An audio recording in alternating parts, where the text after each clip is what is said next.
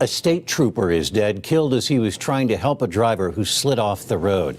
This happened on I-76 near Rogan in Weld County. 52-year-old Corporal Daniel Groves was along the highway when investigators say 58-year-old John Carpenter of Centennial lost control of his car and hit Groves.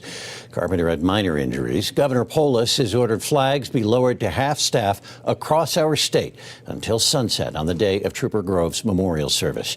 The governor released a statement saying, in part, it is a tragic reminder that every single day, the men and women of the Colorado State Patrol put their lives on the line to keep Coloradans safe. Now let's look at the morning commute today. Here's Joel Hillen with the latest. Joel?